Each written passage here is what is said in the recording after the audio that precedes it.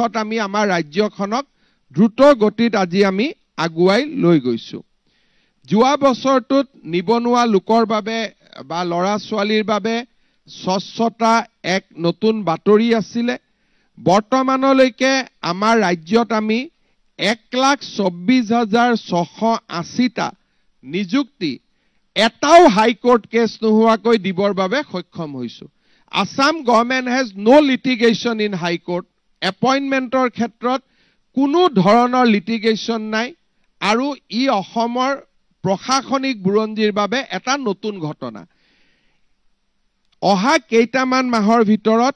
আমি নতুনকৈ 36,753টা নতুন নিযুক্তি দিয়াৰ বাবে আমি আগবাঢ়ি গৈ আছো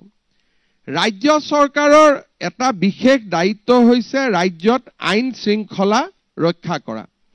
অসমে আইন শৃংখলাৰ ক্ষেত্ৰত চমকপ্ৰদ সাফল্য লাভ কৰিবলৈ সক্ষম হৈছে মই যোৱা কালিলৈকে আপোনালোকক কেইটামান ডেটা ক'ব খুজিছো 2021 চনত মই দায়িত্ব লোৱাৰ সময়ত প্ৰতি বছৰত আমাৰ ৰাজ্যত 1,33,239টা কেছ ৰেজিষ্টাৰ হৈছিল এই বছৰত এই কেছ ৰেজিষ্ট্ৰেচনৰ সংখ্যা আমি মাত্ৰ 40,000লৈকে নমাই আনিছো The crime scene has improved from 1,33,000 registered FIR to a mere 49,965 The reduction percentage is 62%. অসমত যদি আমি ক্রাইম রিডাকশন চাও আৰু যদি ক্ৰাইম ৰেট পাৰ লাখস পপুলেশন চাও 2021 ত ইট ওয়াজ 379 মই আগৰ সৰকাৰ বিলাকৰ লগত কম্পেয়াৰ কৰাৰ পৰিৱৰ্তে নিজৰ লগত নিজক কম্পেয়াৰ কৰাৰ চেষ্টা কৰিছো so that we are not being political মই দায়িত্ব লোৱাৰ সময়ত পাৰ লাখস ক্রাইম আছিল 379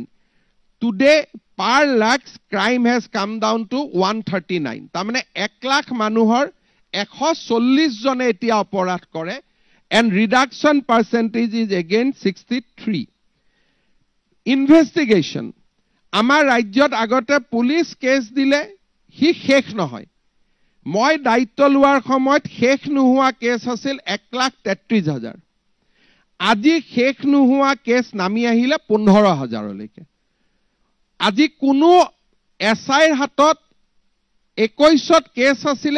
24টা এতিয়া এজন এসআইৰ হাতত কেছ আছে 4টা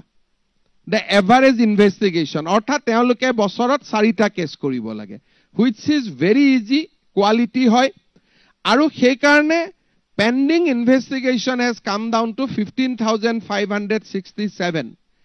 আৰু conviction rate 2021 ত আছিল only 6% Today the conviction rate is 22%. Crime কমিছে কোৰ্টত শাস্তিৰ নম্বৰটো বাঢ়ি বাঢ়ি গৈ আছে তাৰ মানে ইনভেষ্টিগেশন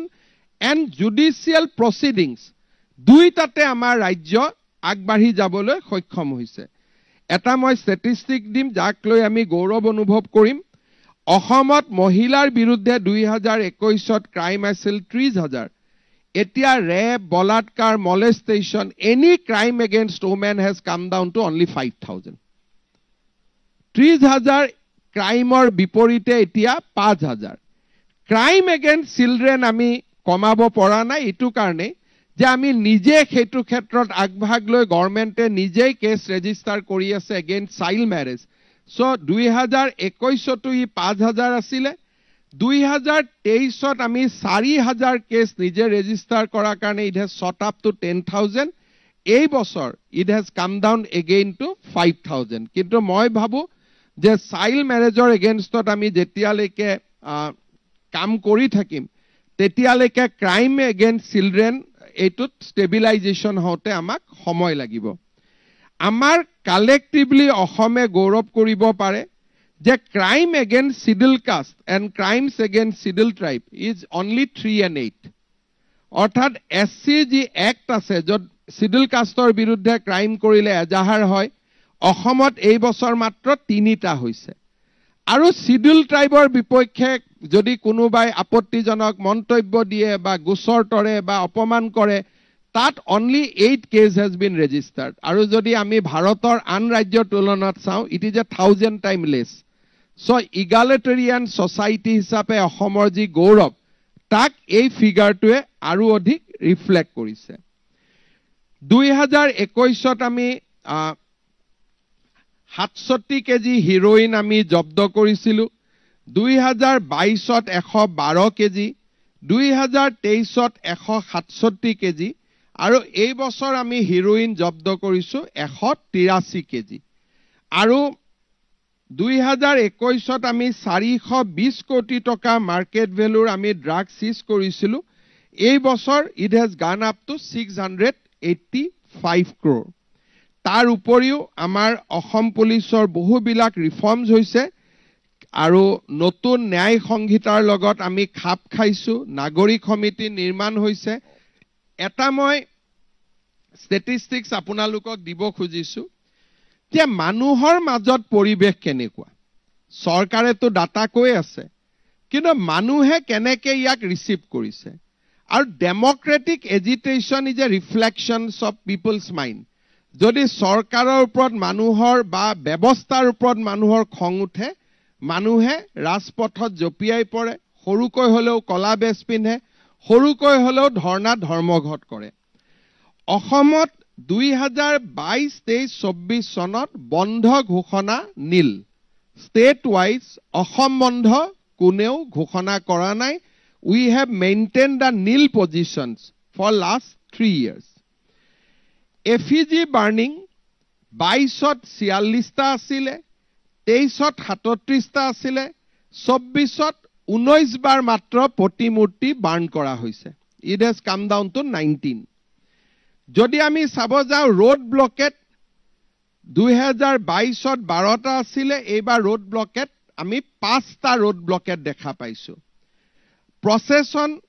2022তো 6 টা আছিলে 2024তো 6 টা মানৱ শৃংখল 2022ত 15 টা আছিল 2024ত এটা কলা পতাকা প্ৰদৰ্শন যোৱা বছৰটোত এটাও হোৱা নাই ব্ল্যাক ফ্ল্যাগ ডেমনস্ট্ৰেশন ইজ নীল কতো কলা পতাকাৰ ডেমনস্ট্ৰেশন হোৱা নাই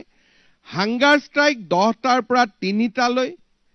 জোৰ লোৱা প্ৰচেছন 4 টাৰ পৰা 0 লৈ আৰু প্ৰটেষ্ট বাকি আন মাস গ্যাদাৰিং আদি গুটেই বিলাক যদি আমি চাও 2022ত 358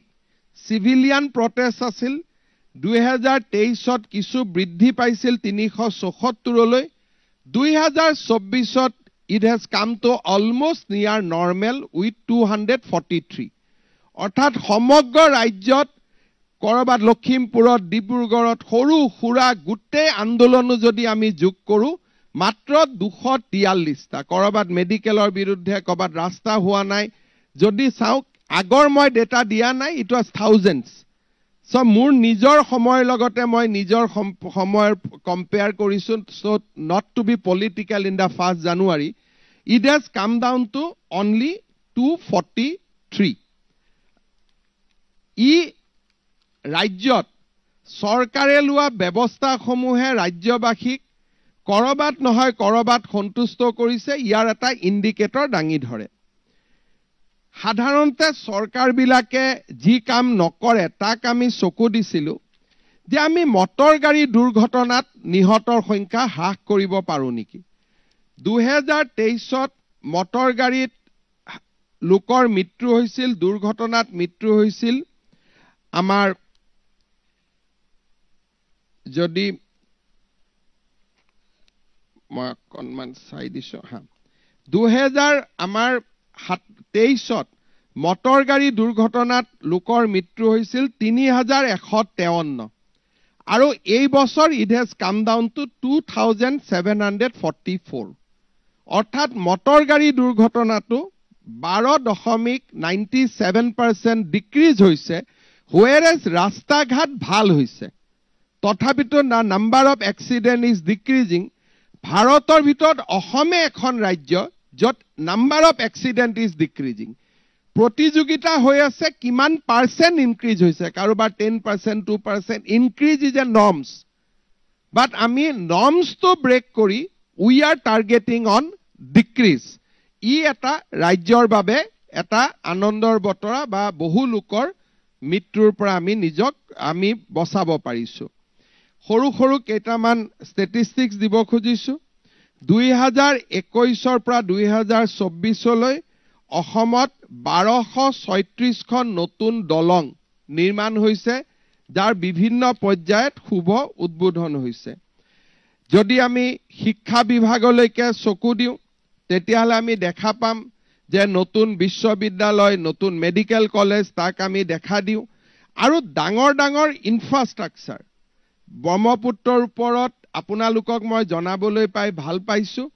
যে খুব কম দিনৰ ভিতৰতে নুমলীগড় আৰু গহপুৰৰ মাজত টানেল 12,000 কোটিৰে ভাৰত চৰকাৰে এপ্ৰুভ কৰিব খুব কম দিনৰ ভিতৰতে কাজিৰঙাৰ ওপৰত 32 কিলোমিটাৰ এলিভেটেড যিটো কৰিডৰ হি 8,000 কোটি টকা ব্যয়েৰে হি তাক ঘোষণা হ'ব শিলচৰলৈকে 5 ঘণ্টাত যাব পৰাকৈ পঞ্চগ্ৰামত থিয় হ'ব পৰাকৈ 32,000 কোটি টকাৰে এক্সপ্ৰেছ হাইৱে এটা ভাৰত চৰকাৰৰ চূড়ান্ত বিবেচনাধীন হৈ আছে বৰাপানীলৈকে যাম বৰাপানীৰ পৰা পোনে পোনে আমি শিলচৰ পেপাৰ মিলত ওলামগৈ পঞ্চগ্ৰামত it will take just 5 hours between Silchar to Guwahati ই এনে এক বৃহৎ প্ৰকল্প ভাৰত চৰকাৰৰ শেষ পৰ্যায়ত বিবেচনাধীন হৈ আছে মই খুব সোনকালে ভাল খবৰ আশা কৰিছো মৰিগাঁও আৰু দৰঙৰ মাজত নতুনকৈ এখন ব্ৰহ্মপুত্ৰৰ ওপৰত দলং মই খুব সোনকালে আশা কৰিছো নাৰেংগী কুৰুৱা দলঙৰ কাম ফেব্ৰুৱাৰী মাহত আৰম্ভ হ'ব এই বছৰৰে আৰু পলাশবাৰী শুৱালকুছিৰ মাজত দলঙৰ কাম ইতিমধ্যে আৰম্ভ হৈছে গুৱাহাটী আৰু উত্তৰ গুৱাহাটীৰ দলং যাক আমি কুমাৰ ভাস্কৰ বৰ্মা সেতু নামে নামাঙ্কিত কৰিছো এই কুমাৰ ভাস্কৰ বৰ্মা সেতু আমি এই বছৰৰ জুন জুলাই মাহত আমি শুভ উদ্বোধন কৰিব পৰা অৱস্থালৈ আমি গতি কৰিম ইমান ডাঙৰ মডাৰ্ণ ইনফ্ৰাষ্ট্ৰাকচাৰ আগতে আমাৰ